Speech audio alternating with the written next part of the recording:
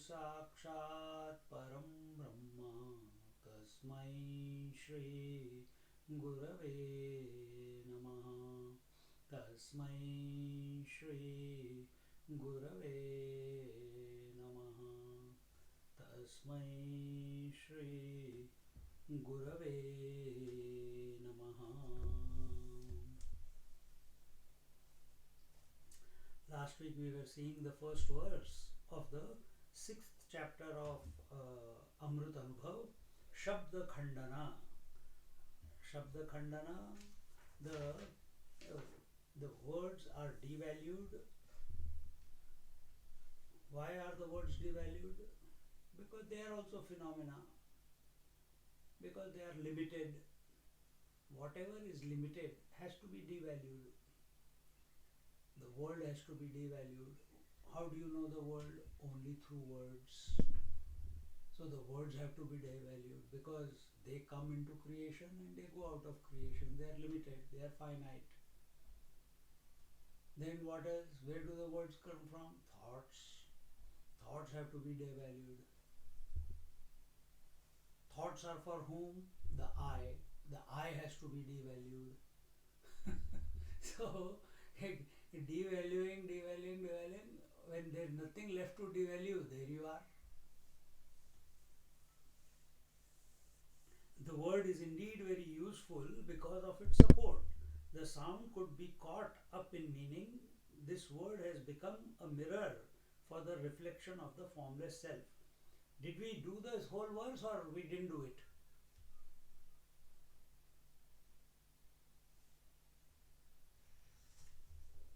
I can't remember. Let's read it. We didn't do Swamiji, we did only up to here.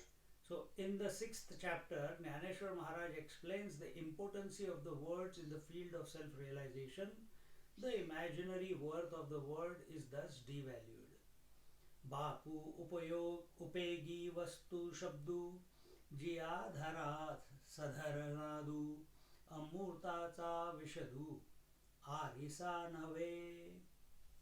The word is indeed very useful because of its support. The sound could be caught up in meaning. This word has become a mirror for the reflection of the formless self. So, Bapu, oh dear, oh respected one, dear respected ones, fathers, because Jnaneshwar Maharaj is the young one there. Jnaneshwar was a mere lad in his teens when he expounded the Amrutanubhava to an audience of grown-ups who were old enough to be his fathers. Vruddha Shishya Guru Yuva. So therefore he is saying Bapu. The word is indeed most useful. Having ended the previous chapter on the note that the word has no meaning in self-knowledge. So how did we come to realize that the word has no meaning? Through words only. Previous chapter was such a big, all the deliberations, communication, contemplation, reflection was done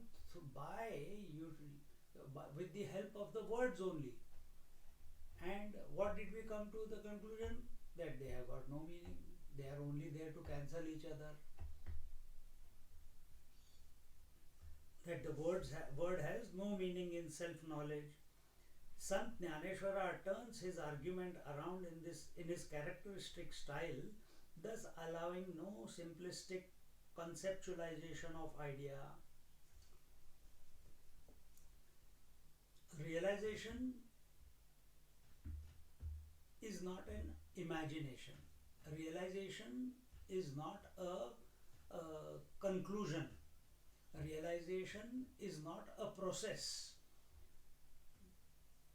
Realization is not a state. Realization is not going beyond something. It is not realization. Pervading something, everything is not realization.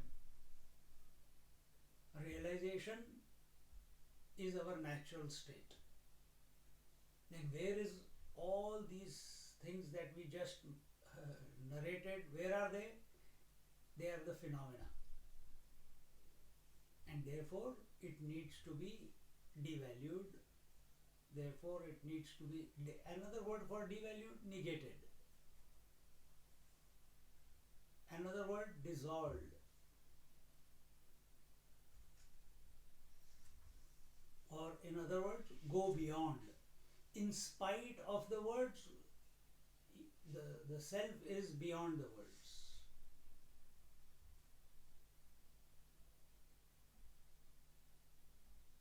Denial of the word does not mean throwing it out like a garbage.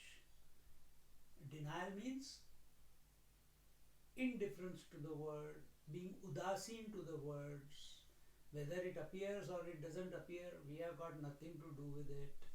We are unaffected by it. We don't get entangled in it. We don't give it value or importance. Doubtless, it has its use, provided one knows how to discover it and use it, because the word alone is the path one has to tread to reach the goal.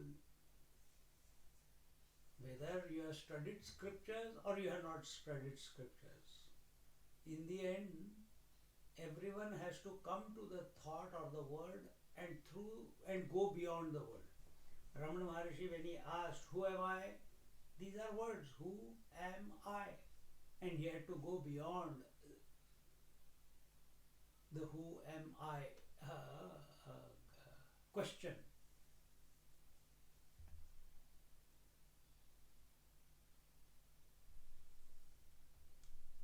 Because the word alone is the path.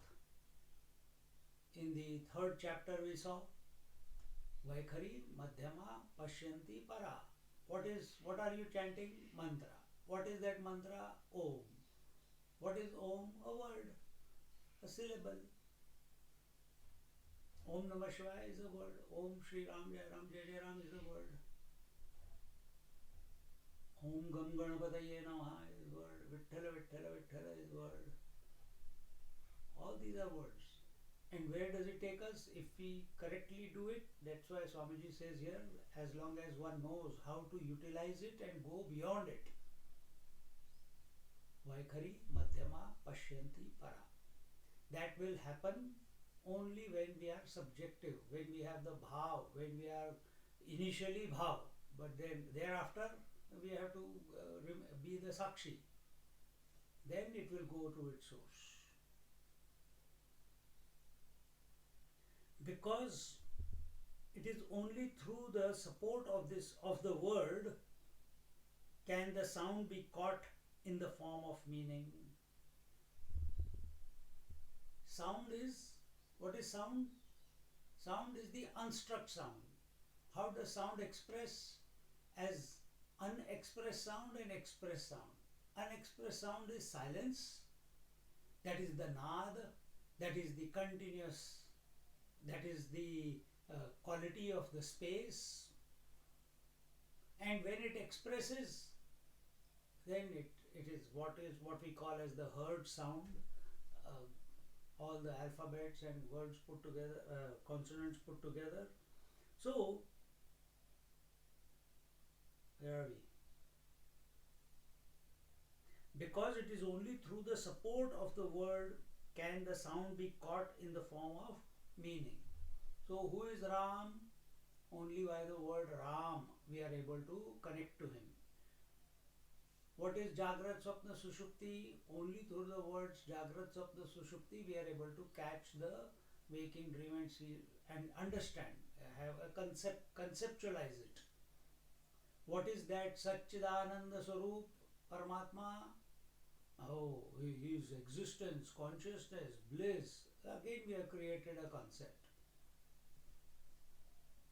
And that which is beyond concept, we try to understand, we try to have some semblance, we try to get some meaning about or understand that infinite one through the words. And where are the words coming? In the mind, through the mind.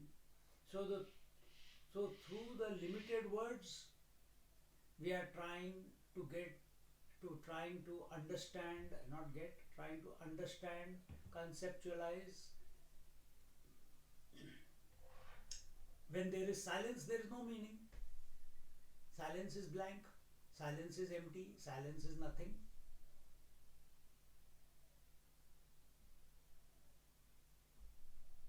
See? But when that silence, when that, so who is present in this silence? What is this silence? If this word silence also, if we take, if we remain silent, the urge is there. When the silence is over, where were you? I was in silence. What is silence? Oh, silence is absence of words. Then why are you using words to express that silence? See? So we need words to bring meaning to that which is beyond words. Without the words, we cannot communicate, we cannot conceptualize. So here he says, because it is only through the support of the word can the sound be caught in the form of meaning. When the sound is caught and held by the word, then the word acquires status and importance. Otherwise, uncomprehended sound is only noise. So when a child is going, oh yeah, it has got no meaning, it is just noise. But then same child starts learning to articulate the haphazard sounds, and he's put in through or Ram or Gopal or Shiva or Om Namah Shivaya, then it starts having meaning. Otherwise it was no meaning. Similarly, if someone calls you, hey, come here, nobody will answer. But the moment we give a name, hey, you Mr. So and so, come, I'm talking to you. And if that name is taken, immediately your ears are up, you are alert that someone is calling out your name. So, when the sound is caught and held by the word, then the word acquires status and importance. Then the word Swami Paramananda has status and importance. Who is he? Oh, that word Swami Paramananda represents, is talking about a person, a body, a personality with such and such qualities. Similarly, Usha, Ravi, Suraj, each one is representing something, is telling you about someone, and that becomes their unique, each word has its unique meaning. Otherwise, uncomprehended sound is only noise. So, each one is identifying with their name also. If I call Usha as Suraj, Suraj will not listen, Usha will not respond. And if I call Suraj as Usha, Suraj will not respond.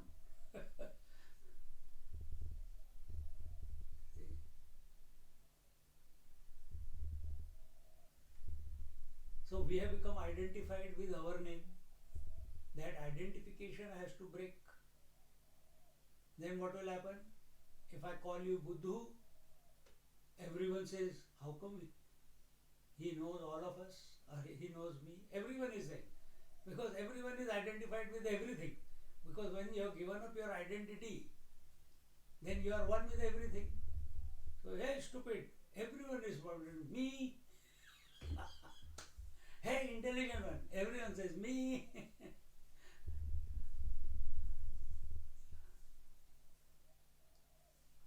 The word becomes valuable because it gives meaning to sound. It is then example is taken, and what is that? Amurtacha Vishadu Arisa Nave.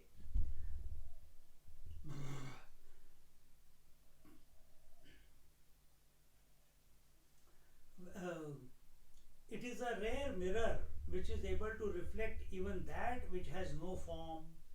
An ordinary mirror can reflect only a specific object. It cannot reflect space. It can reflect only an object. It cannot reflect space. Paramatma is Amurta, beyond name and form. It is the greatness of the world that the Paramatma can be reflected through it. Is it not a wonderful that the word like mirror can explain that Paramatma Vastu which cannot be reflected? So what are you seeing in the mirror? Are you seeing the space? How can you see space? Space is nothing. Space is emptiness. How can emptiness be reflected? Then what is getting reflected in the mirror? What is getting reflected is that which is conditioned, that which is limited, that which is having a form is getting reflected. What is space then? Absence of form is called space. But it is not a thing.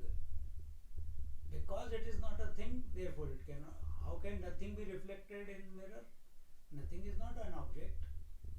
Similar, and therefore comparing it to that example, Swamiji is saying that isn't it a wonderful thing that Paramatma is caught through the words Om or Satchidananda or Ram Krishna, Govinda Hari, Shiva, various names, that Amurta, that Paramatma which is beyond. Murti means form. Amurta, without form, without conditionings, without name and form. Amurta. So isn't it wonderful that this Amurta, that unconditioned one, is caught through the conditioned words?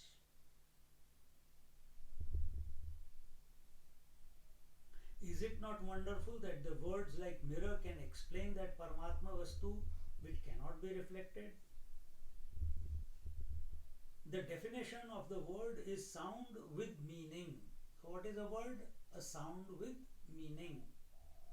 Sound without meaning is noise. We already talked about it. If Bhagwan Krishna tells us this whole universe is pervaded by me, in an unmanifest form, all beings abide in me, but I do not abide in them. That comes in the 9th chapter, 4th verse. Maya tetamidam sarvam jagadavyakta murtina. That I pervade the whole world in an unmanifest form.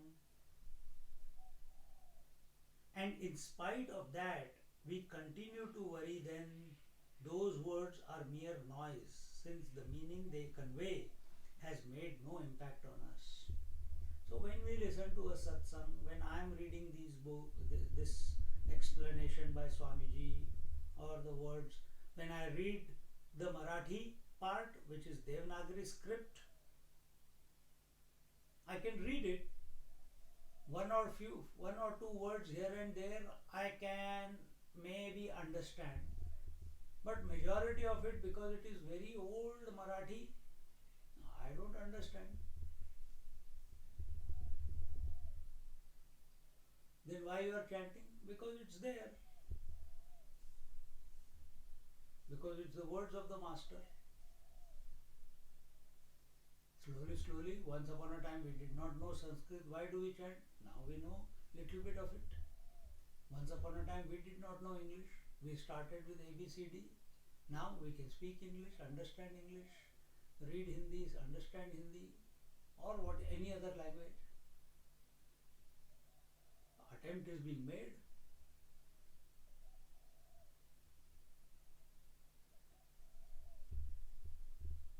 So when Bhagwan says that I am pervading the whole universe, Murta, and how am I expressing through the entire creation, which is unmanifest and manifest, by way of being in the unmanifest form. Without the form, I am pervading the whole creation. And we say, yes, we understood. If we understood, then what should be the conclusion? The conclusion is that this body is also pervaded by the Paramatma, these senses, this mind, this intellect, this speech, these thoughts, this waking, dream, deep sleep, the waker, the waking world, dreamer, the dream world, the deep sleep experience, past, present, future, birth, growth, disease, decay, death, swagata, sajatiya, vijatiya, swagata, everything known and unknown is pervaded by Paramatma. If we have really understood this statement, then thereafter, will we worry about our survival? Then will we worry about our future? Then will we worry about our next meal? Then will we worry about our security? Then will we worry about our purification? Then will we say that we are papi, we are sinful person? Will we say that to ourselves if this statement is clicked, that Paramatma is pervading the whole universe in the unmanifest form? So we have understood it only partially, that too, not completely intellectually, only partially. Because if we have understood it completely, there will be a spontaneous transformation in our approach to everything. Spontaneous. There will be no doubt. There will be no worries thereafter. There will be no comparison thereafter. Then there will be no competition thereafter. Then there will be no fear of death thereafter.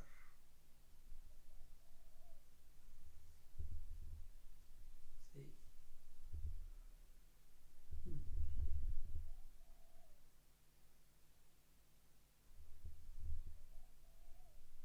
And in spite of that, we continue to worry, then those words are mere noise. So when we study this Amrutanubhava, and after that we are still complaining about the world, we are still complaining about other people, we are still complaining about our body, then we have not understood it. We have not.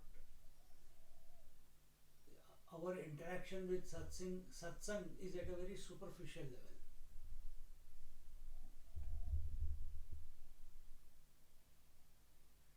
Then those words are mere noise, since the meaning they convey has made no impact on us at all. What is the impact?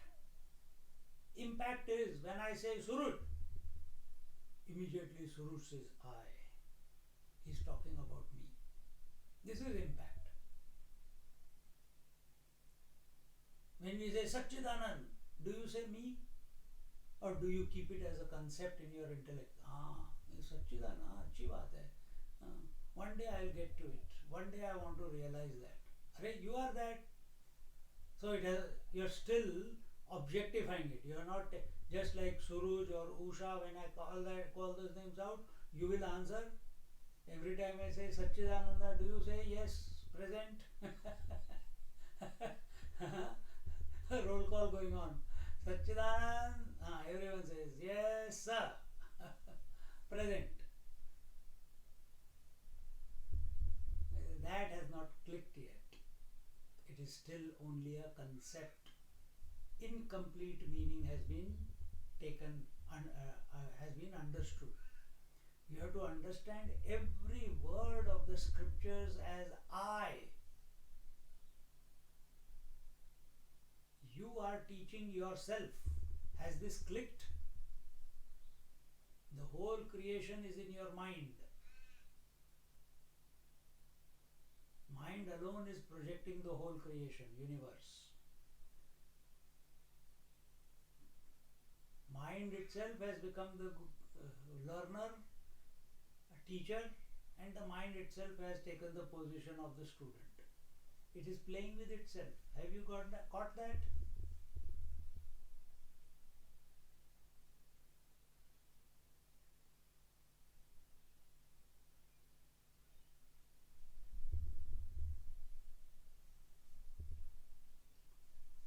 If that doesn't work, then hold on to the Lord. The Lord alone is the whole creation. Lord alone is manifesting in one place as the Guru and one place as the disciple. And the game is going on.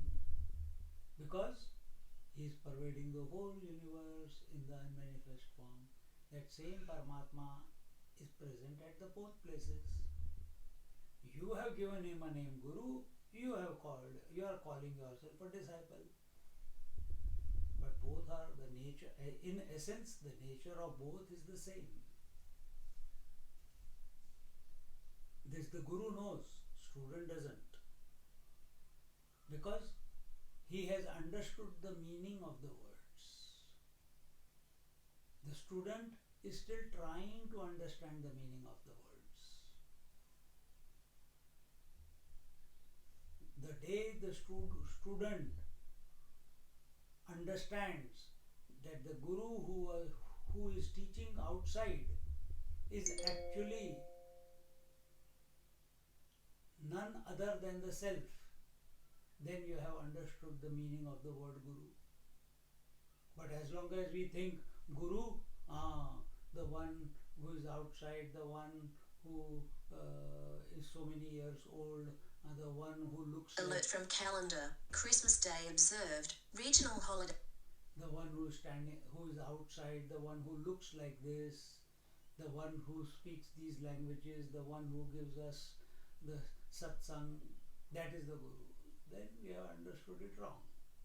We are still living in duality.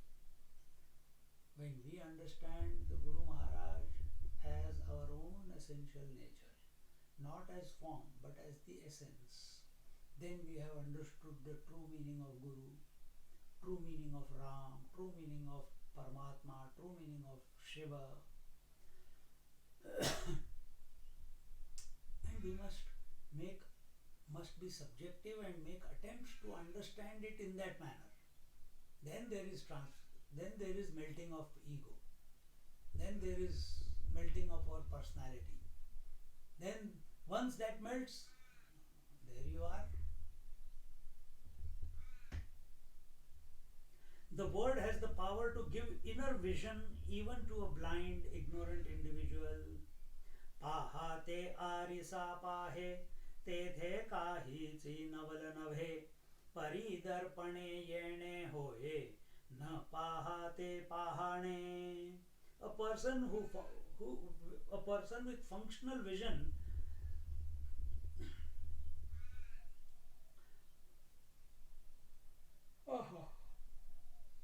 a person with functional vision can see the reflection in the mirror.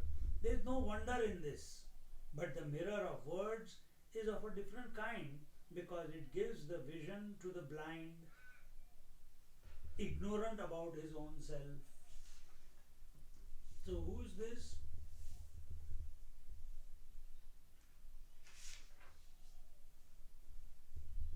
Functional vision, the eyes. Eyes are the functional instrument, and with that eye we can see the reflection of ourselves in the mirror. There is no wonder in this. It's a natural thing, we have got used to it now. But the mirror of words is of a different kind.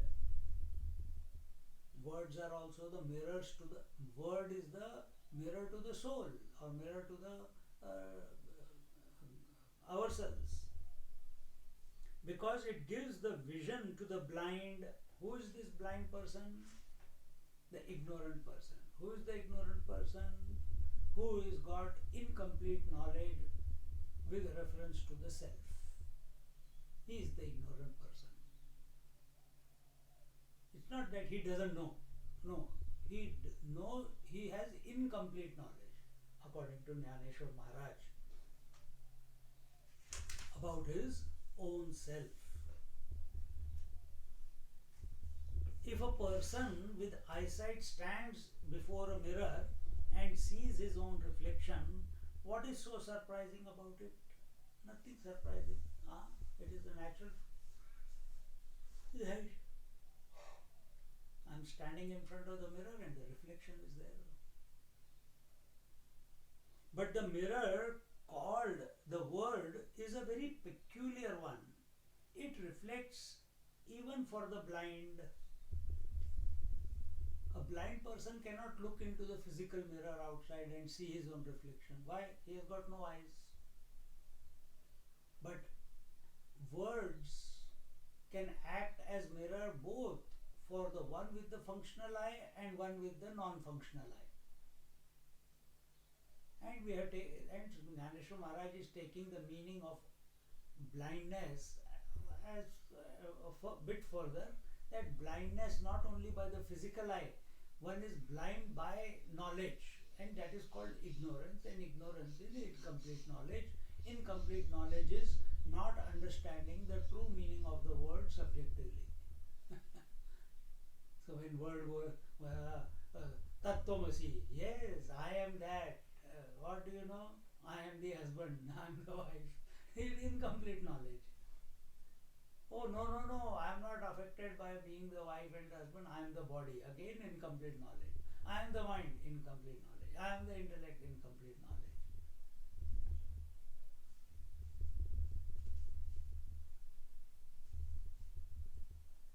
See? So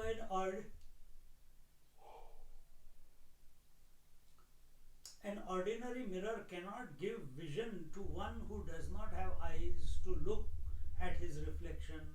But the word is such a special mirror that it not only reflects that which is Amurta without name and form, but also gives vision to the blind person. It is such great power.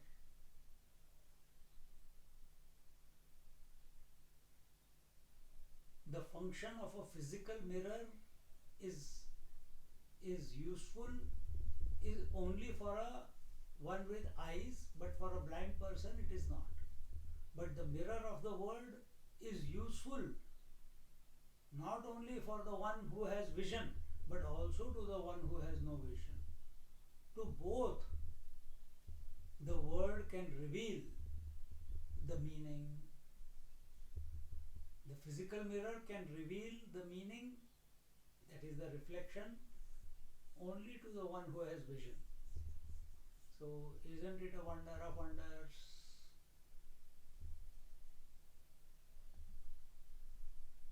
The seeker seeking the truth does not know what the truth is, so ignorant is his status.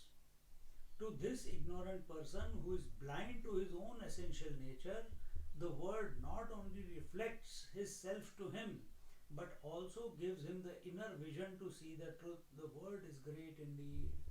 Isn't it true?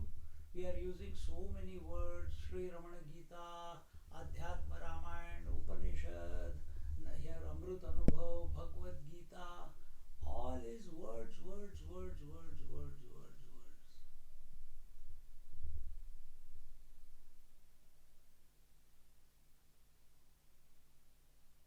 People, these lectures are repetitive, same thing, he's looking at this side, from that side, from this side, from that side, it's only each one's opinion. Some people speak that way, that I'm enough of words, I don't want words. Then what? Silence. What is silence? If you are saying I am in silence, you're still using words. Why are you using words? I want to be silent, I want to be in meditation. Why are you using the word called meditation? Why are you using the word I? Without words we cannot communicate, and therefore one must not sit in inertness. Take the words, remain conscious, and remaining conscious, allow the mind to become silent. Then it is healthy. But straight away we focus on the silence and go to sleep on the seat of meditation. It is called inertness.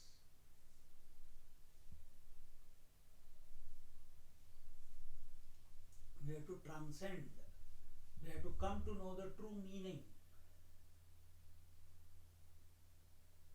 True meaning of what? True meaning of any word, including silence. Are we focusing on the inert silence, or have we understood that silence cannot be without the consciousness? So it is conscious silence.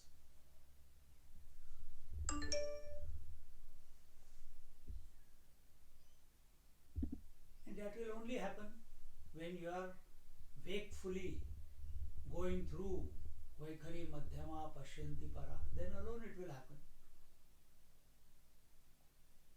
Without falling prey to distractions, sleep, imaginations, etc., etc.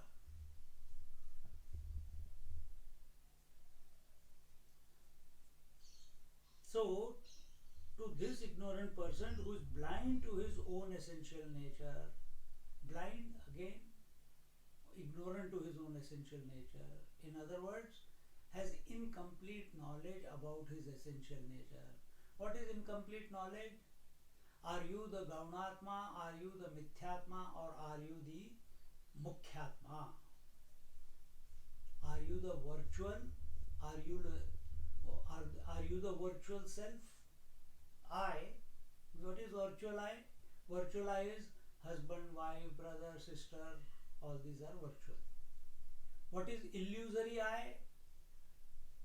I am the body is illusory I. Body, breath, mind, intellect. I am this personality who was born. This is the illusory I. And who are you in essence? Mukhyatma. That I which is never born, that which is never limited, that which is infinite in nature. How did we come to know these other two superimposed on the real one? Through the words only. Without the words we could not have undone this knot,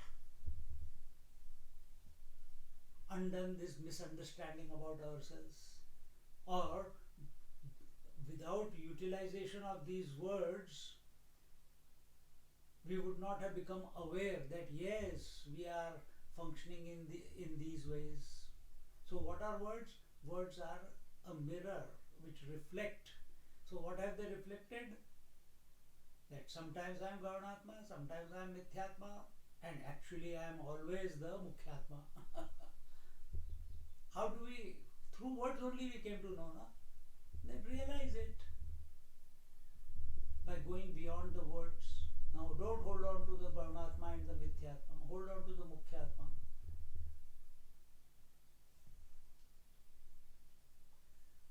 See?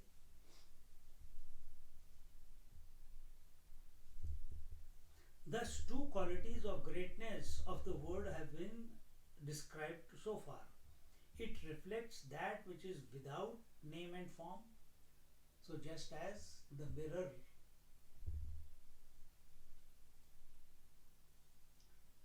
cannot reflect space, mirror can reflect only objects, but the words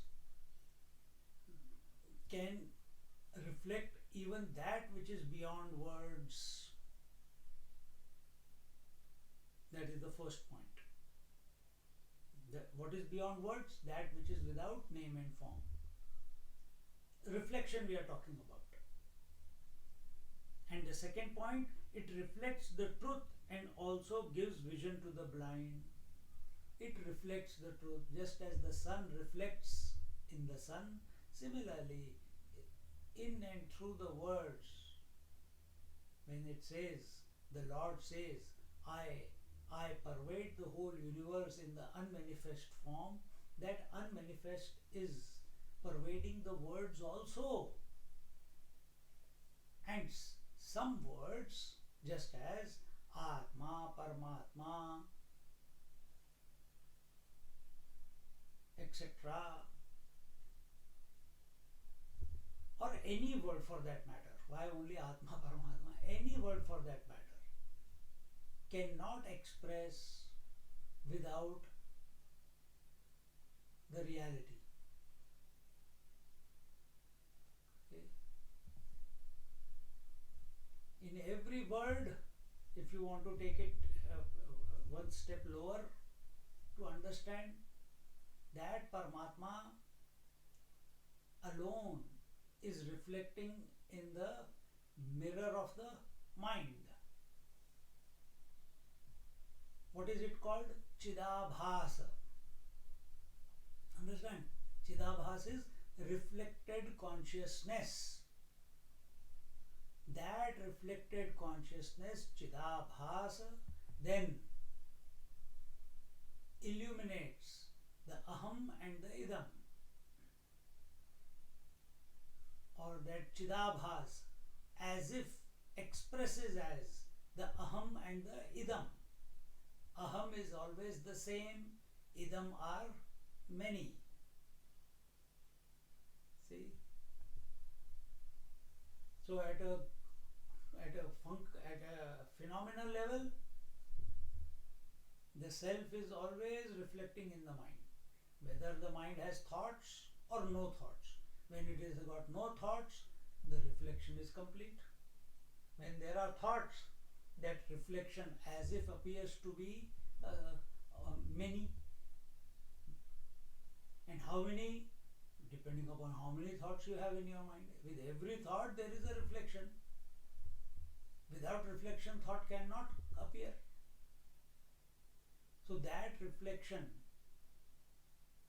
the thoughts which are appearing in the mind, they cannot become available to us without the light of consciousness. See? So that light of consciousness, where is that? That is our nature. Now, are you taking yourself to be the light of consciousness as the father, mother, daughter, sister? Or you are taking the light of consciousness to be the body, breath, mind, intellect? Or are you taking the light of consciousness to be as the light of consciousness? Being it. This is the process of, this is complete knowledge then when realized, when you are established in it every moment. It's not just an intellectual exercise. See?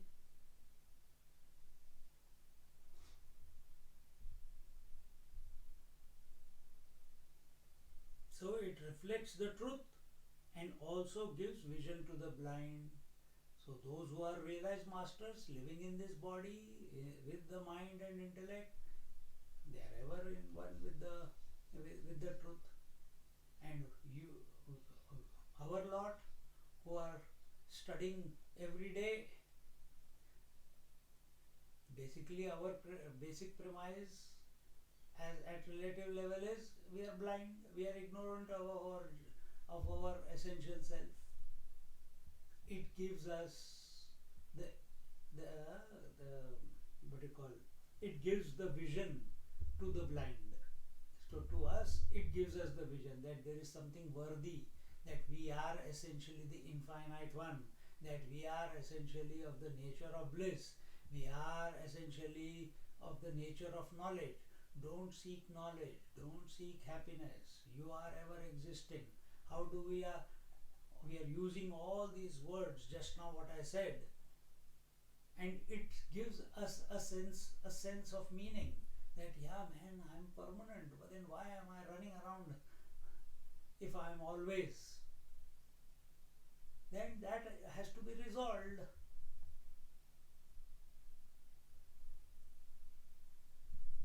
By being the real one and not the unreal one. Who wants resolution? The unreal one. Who is the unreal one? In essence, the real one. See?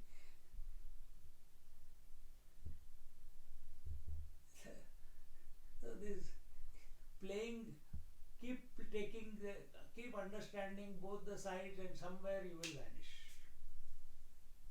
When correct understanding comes about by continuous pursuit of it, suddenly the personality will dissolve.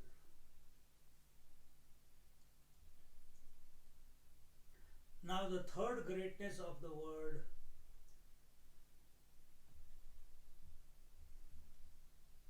Excuse me, Swamiji. Anji. Just a small question, Swamiji. You know that there's two points that you mentioned. It reflects that which is without the name and form. What could be an example, Swamiji, without the name and form? Because that the name and form No example. Okay. We can give you example, but they will be incomplete. One example is the sun having no light is giving you light day and night. This is one example. Second, the water being infinite is expressing as totality the ocean and individuality the wave. But it is water only, then why are you calling it water reflecting in water as the totality, water reflecting in wave as the individuality? But where is individuality and totality? Existing in its own absence, isn't it? Yeah. So the words are having some meaning. Yes. We are giving meaning to that which is not there. But at the same time we are saying, we are understanding that the water is infinite. Yeah. But you are using the words ocean and wave for communication purpose. But you don't forget that it is all water. Isn't it? Exactly the same way. We don't forget, we use the words because they are phenomenal, but we must not forget that everything is pervaded, every thought, every concept, every imagination, every idea, every memory, every activity, every inertness and sentiency and insentient things are pervaded by the reality which is none other than the self. Now, so that awareness has to be there. Otherwise it will not, otherwise we will keep going round and round in the words only. And then Swamiji says, when you keep going round and round and round in the words, questions will come, answers will come, questions will come, doubts will come, reflection will be done, but you are still lost in words without realizing the subjective reality, that you are that. Doubt comes, incomplete knowledge comes when we are trying to work it out by our intellect. When we are trying to work it out by intellect, we are not subjective. Yes. So we have to use the intellect, and at the same time, while the intellect is working out, you remain subjective.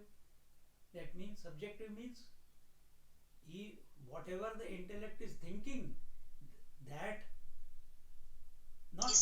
not I as the intellect, but I as the observer, I as the witness, I as the untouched one, which is always.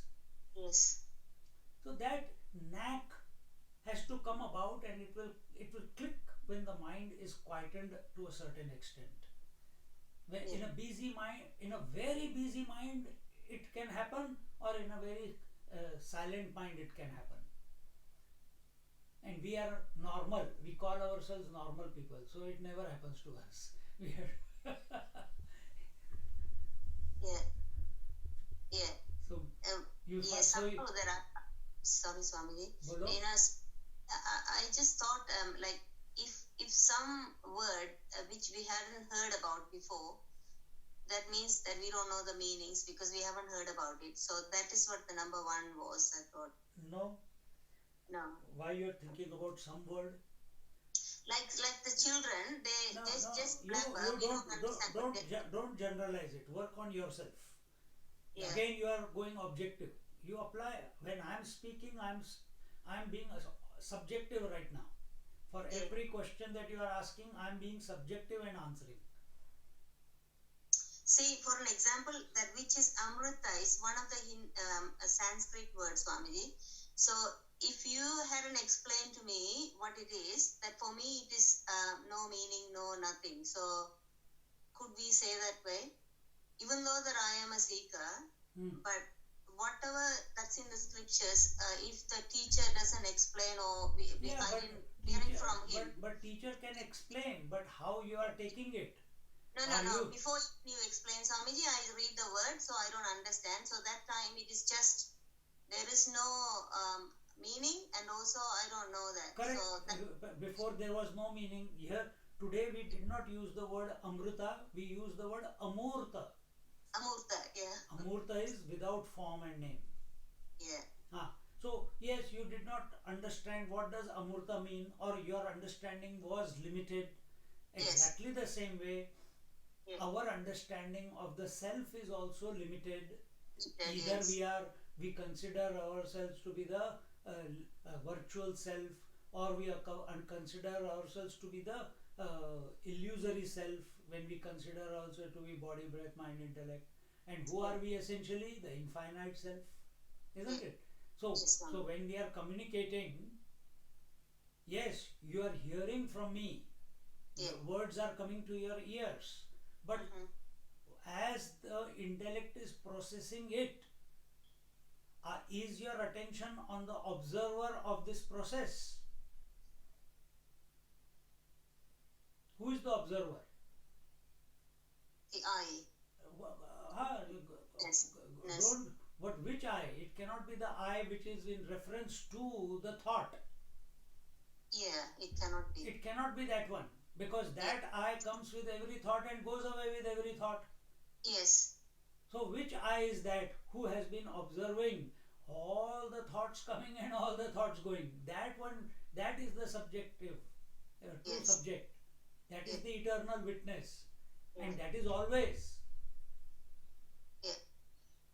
So that is being subjective when you come to that. And if your attention is, if you are, in that disposition, then slowly, obsession with words and their meanings will slowly subside. Because what is happening is, the word and the meaning, which are separate right now to some extent, that I am using the word, but the real meaning of this word is not being directly cognized. And once directly it is understood, just like when I say Renuka, immediately you know it is you. So when we say Paramatma, you make it into a concept rather than you. Correct? The moment we say Paramatma, oh yes, I have to realize Paramatma. This is the thought that goes in our mind, isn't it? Yes. So which means it is only at the intellectual level right now. It has to become one with you, that I am of the nature, I am Paramatma. There is no question, there is no doubt. Because just as I say Renuka, you respond immediately. Say Paramatma, you should respond immediately. Yes, sir. Yeah. Whether you say Brahma, Vishnu, Mahesh, you should respond immediately. If you say Saraswati, Lakshmi and Parvati, you should, the self, there should be no doubt. You are that. And the moment you start responding immediately, the world will declare you are mad.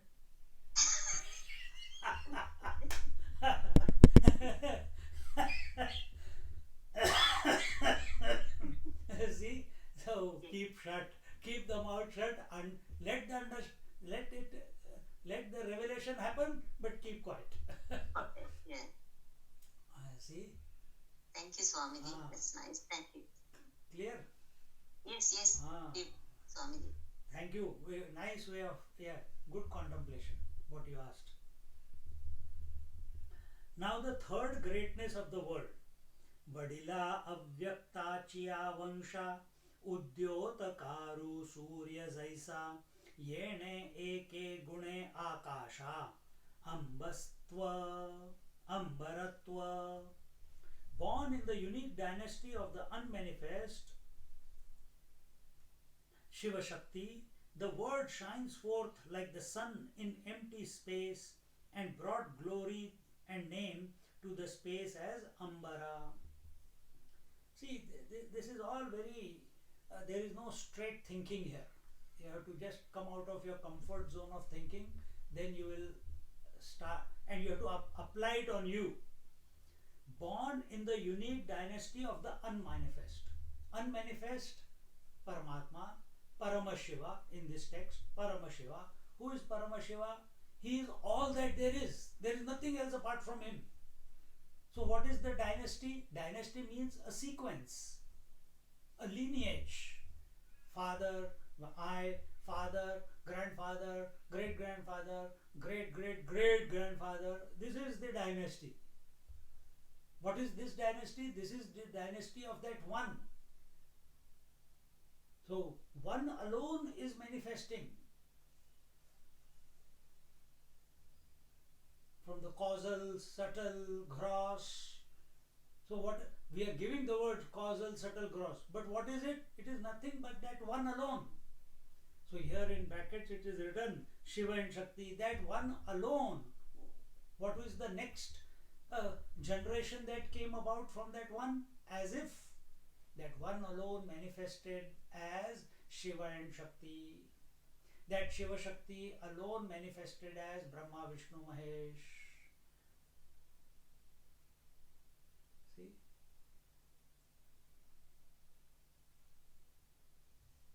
Born in the unique dynasty of the unmanifest, Shiva Shakti, how do we know that one has become two?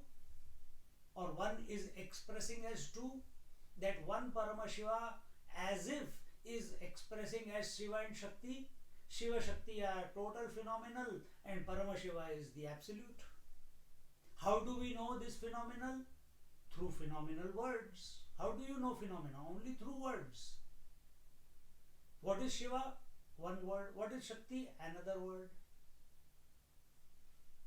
And what is the third word we are using? That they are inseparable. They are coexisting. That one alone is expressing as the two.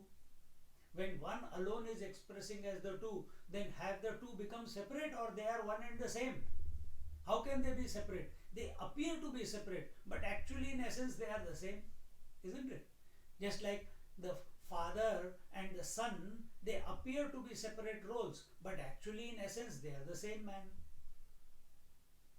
The waker, dreamer and sleeper appear to be different personalities if looked from outside, but actually they are you only, the self only. See, this is out of the box thinking. In university, school, in families, you will not be taught to think like this. Only scriptures initiate this thinking. And you are not used to thinking like this. So you have to again and again bring your mind to these type of thoughts.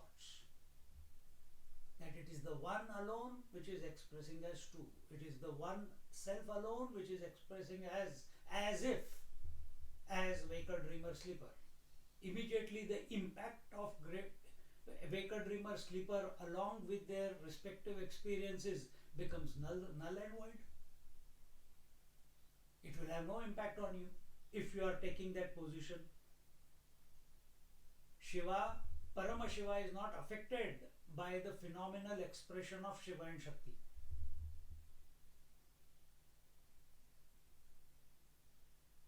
The absolute self, the Atma, is unaffected by the phenomenal expression of waker, dreamer, sleeper with respect to their worlds. It's not affected. Now you ask yourself, are you affected if you don't sleep for 2-3 days continuously? Are you affected in the waking by the world? Are you affected by the dreams that you have? Are you affected by whatever is, what emotions are coming, what concepts are coming? Oh, I understand, but I'm not understanding. What is this? Because you're not taking the correct position. You take the correct position, no understanding is required, because you are that. Who is trying to understand? A personality. What it is trying to understand? That which is the source.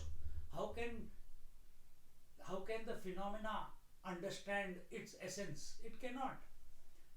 Just like world cannot understand the senses, senses cannot understand the mind, mind cannot understand the intellect, intellect cannot understand the total intellect, total intellect cannot understand the avyakta, unmanifest, unmanifest can never understand the Ishvara.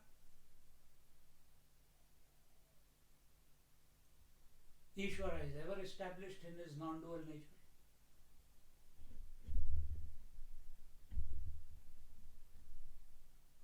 This is our journey back home. This was the meditation today. This is our journey back home. But so keep looking both ways without losing a step. The journey back home and then the expression of that journey. All this expansion, what was that word? Collapsing and what was that? Expanding. Collapsing and expanding of that one. The one is collapsing itself into itself, and out of itself it alone is expanding. So this process should be completely crystal clear to us.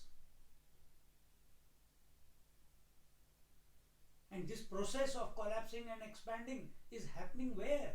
It is happening in Prakriti. It has got nothing to do with us.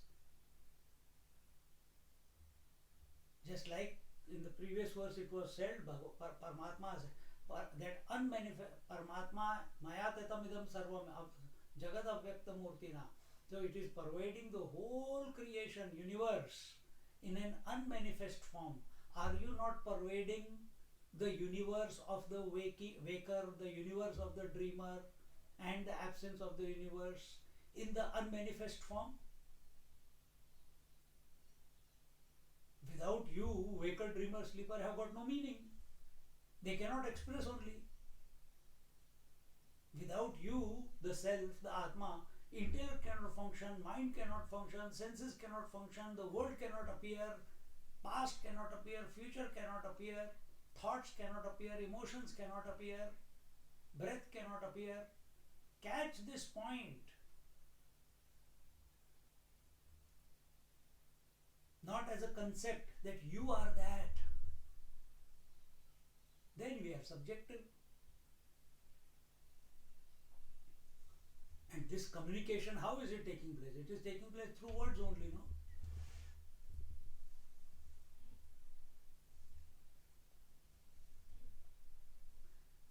This can be interpreted in two ways. The word is born in the dynasty of Shiva Shakti, Shiva the father and Shakti the mother.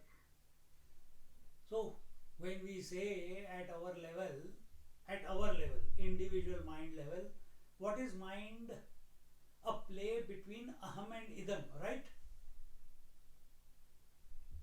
Mind is the play between I thought and that thought, aham and idam. Aham and idam at the totality level is Shiva and Shakti. Shiva is the ultimate aham and Shakti is the ultimate idam.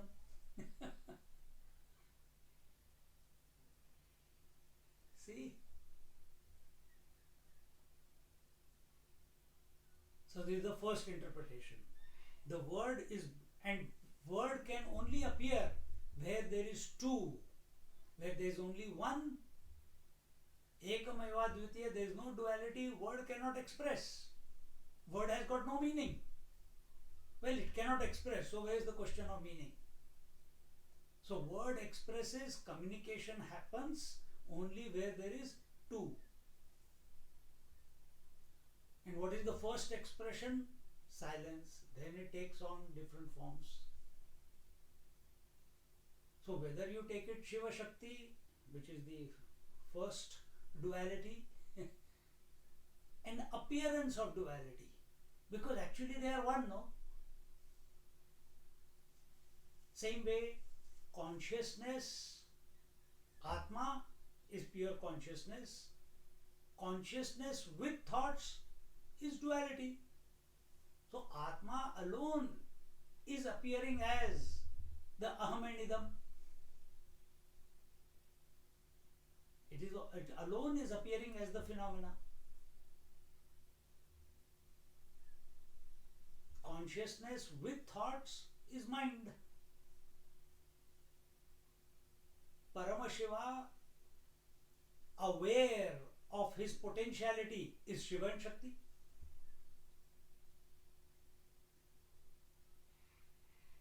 So what did he become aware? He became aware of something. Without losing his oneness, the phenomena of Shiva and Shakti is expressing. Same way, this Atma also, without losing its oneness, without losing its purity, without losing its reality, it is one without a second.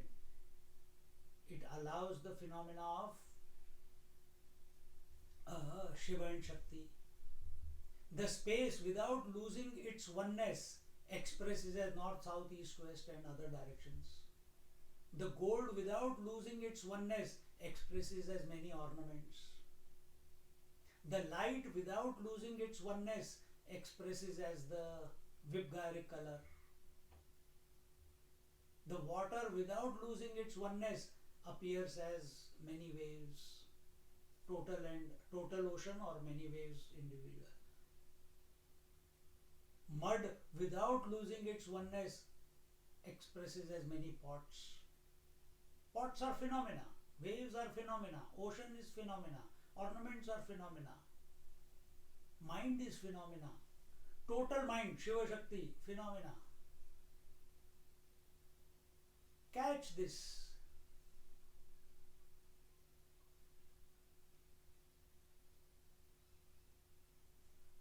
How many more examples we can give? I'm trying to connect everything together.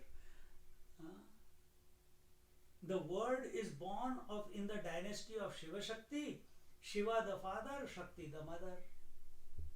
Aham and Idam, Shiva and Shakti. Where there is duality, there alone the word can express. Second, the father of the word sound is unmanifest space. Therefore, it is said that the word is born in the dynasty of the unmanifest parents. The father of the word, can a thought, the idam, can the idam express without aham? No. Can the potentiality express without the potential? No.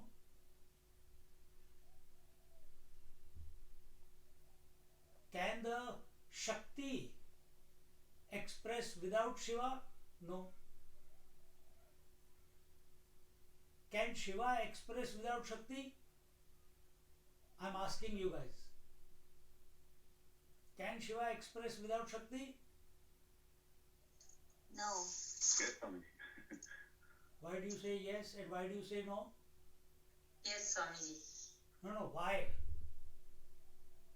How do you come to that conclusion? Shiva and Shakti, they are the same, Swamiji. No, I'm not asking that question. My question is, Shakti cannot express without Shiva. Idam cannot express without aham. Can aham express without idam? Can Shiva express without Shakti? This is my question. Shiva is not called Shiva when there is no Shakti, Swamiji. Then what is it? Paramashiva. Correct.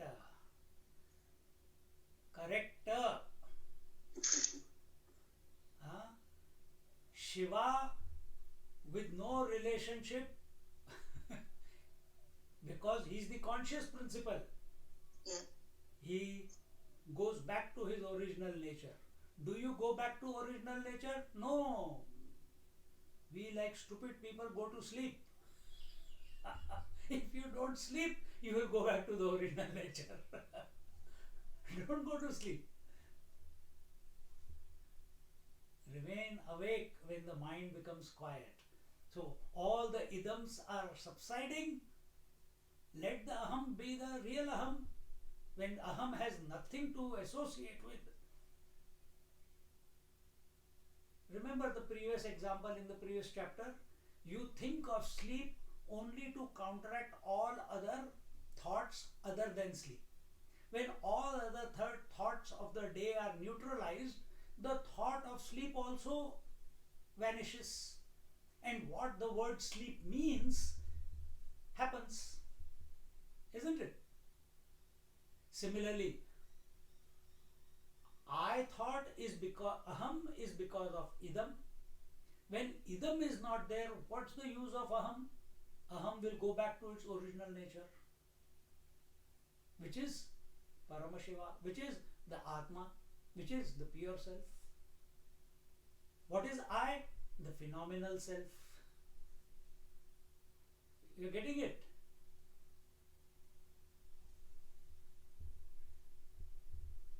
The father of the word sound, the father, this aham, this Shiva, we are taking it from totality, the Shiva is unmanifest space. Why unmanifest space?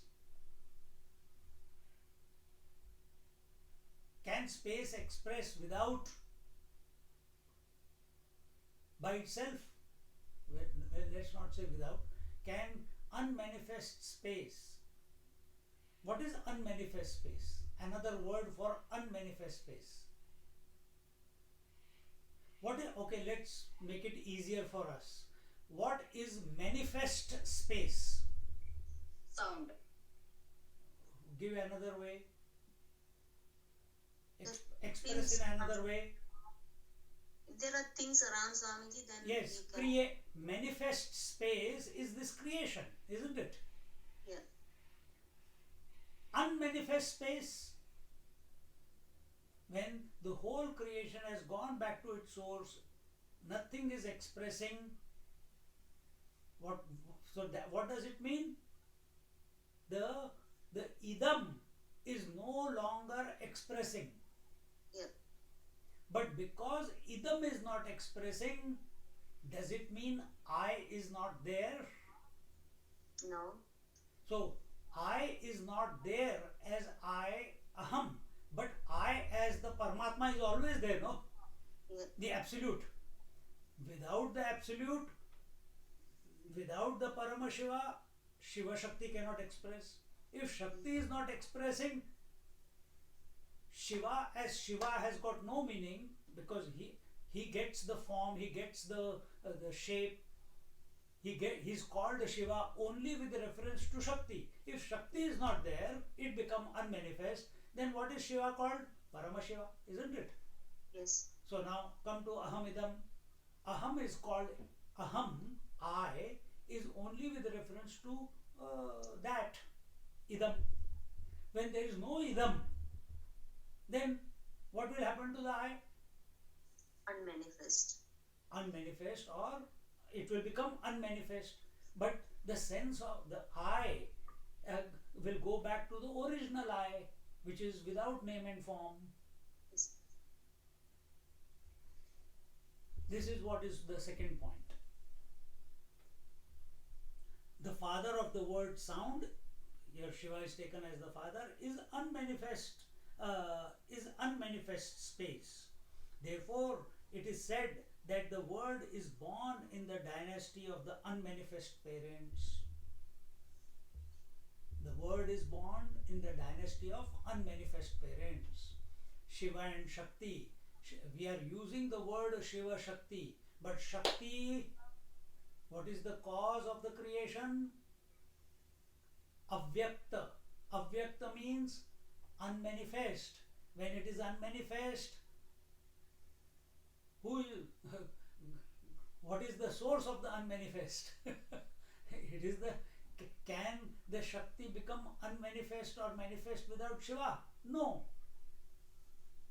But if it is unmanifest, what happens? There is no Shiva also. He is Paramashiva. Paramashiva is without name and form, without any attributes. It is formless. कौन किसका on है यार audio?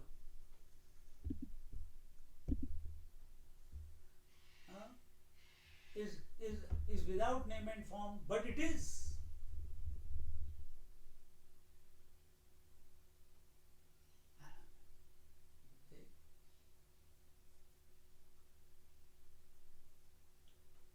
Nevertheless, just as the sun brings glory to the space, The sound of the word sun brings greatness and recognition to the avyakta parents, the space.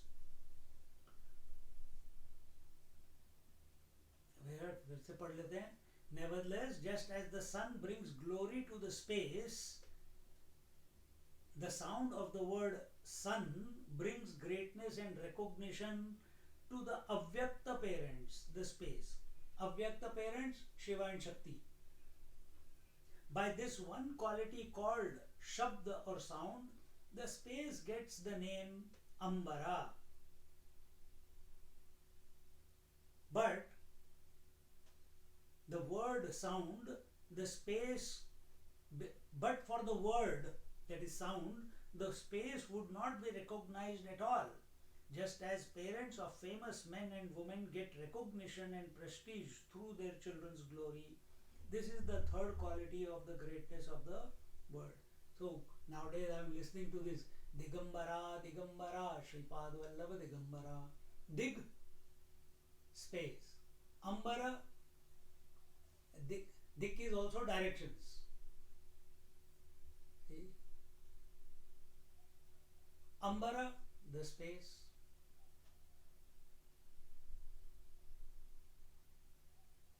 So here when he is saying, by this one quality called Shabda or sound, the space gets the name Ambara. So unmanifest space, when it becomes manifest, is that correct? When it becomes manifest, it is called Ambara.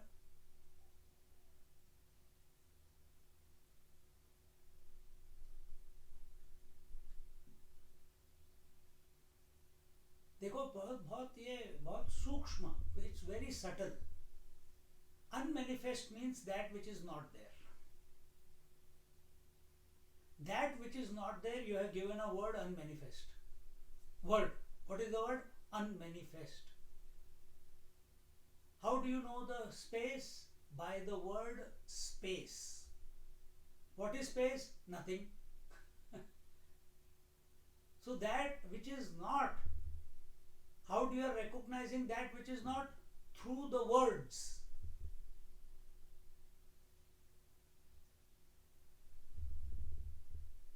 And in that then we have seen the gross space, the mental space and the conscious space. So the outside space is the gross space, Bhutakash. What is the cause? Lay Prakriya, dissolution. What is the cause? That is the effect. What is the cause of the outside space? The mental space, Chittakash. What is the source of the Chittakash? Chidakash, conscious space. Now if you will say, oh, my conscious space, her conscious space, her conscious space. No, there is only one conscious space. And what is that? Shiva Shakti. Shakti is the unmanifest space, and consciousness expressing through that unmanifest is Shiva. They are the first parents. That is the first.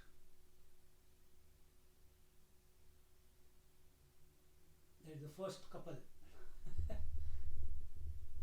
Unmanifest.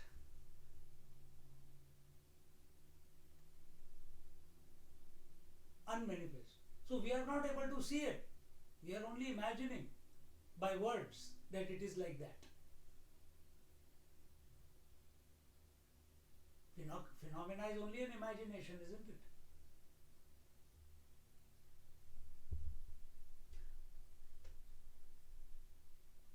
So just as parents of famous men and women get recognition and prestige through their children's glory, similarly Paramatma gets greatness, is recognized by everyone through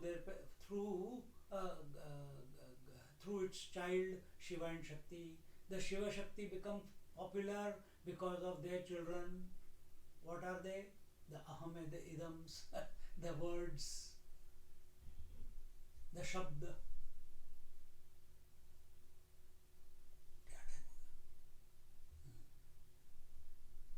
The fourth quality of greatness of the word is now stated.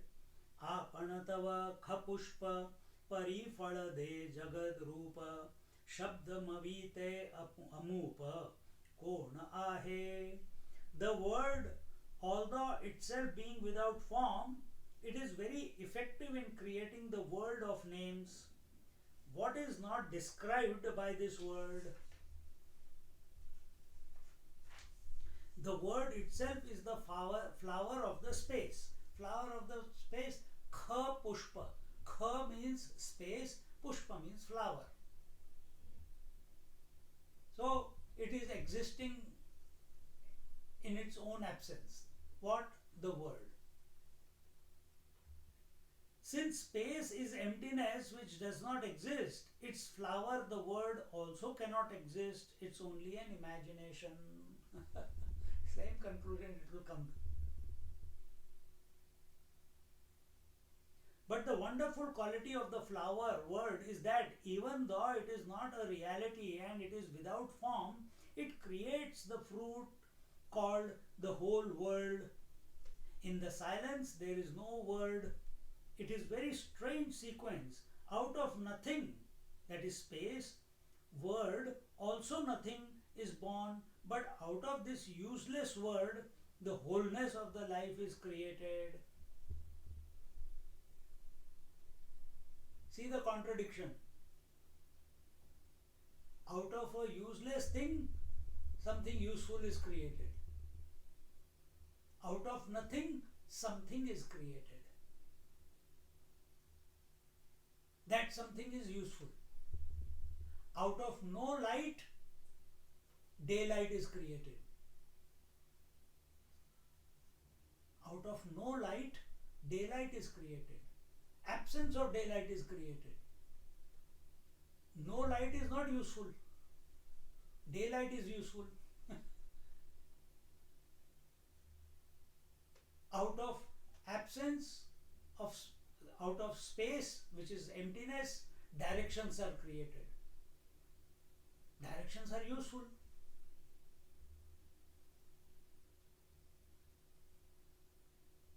See? Same way, out of nothing, space, word, also nothing is born, but out of this useless word, the wholeness of life is created, because everything that you call as life, the waking world, dream world, the absence of the two, is nothing but words. Every aspect of the waking world you know only because of words. Everything in the dream you know only because of words. Absence of the two also you know only because of the word absence, or unmanifestation, or avyakta. What is there in this world which cannot be comprehended or discussed or communicated by the word? Whether it is about gross subject or subtle themes of knowledge, word is the medium through which communication takes place. The word is great indeed, and therefore we must hold on to the word. And such words which are more inclusive, more more inclusive in nature. And what are they? Satchidanand Swarup. What are they? Paramatma. What are they? Ram, Krishna, Shiva. They are all inclusive. Hold on to them. Because when we are taking the name, what is happening? We are communicating to ourselves. It's not for the world. We are communicating to ourselves because we talk to ourselves the most. So we are communicating to ourselves. Ram, Ram, Ram. Infinite, infinite, infinite. Or whatever your understanding of Ram is. Those people who hate Ram, it is because Ram killed Bali from behind, Ram sent Sita away, Ram made Sita do fire sacrifice. For that purpose they dislike, because that is their understanding of Ram. But for others, Ram is Maryada Purushottam, perfect man. For some others, Ram is Narayana. Yet for some others, Ram is Paramatma, like in Adhyatma Ramayana.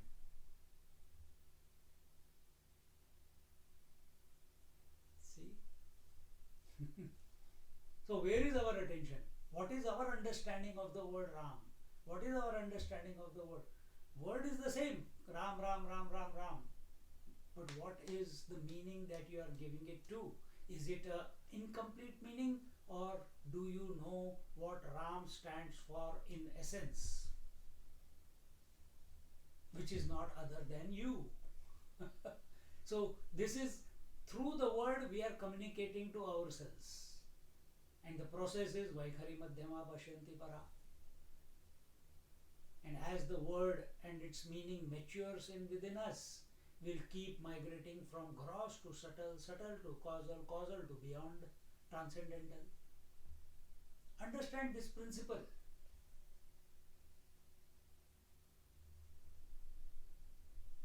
We'll leave it here. Continue to look at the meaning of the word in our next class. Om Purnamada Purnamidam Purnaat Purnamudachyate Purnasya Purnamadaya Purnamevavashishyate. Om Shanti Shanti Shanti. Harihi Om Shri Gurubhyo Namaha. Harihi Om.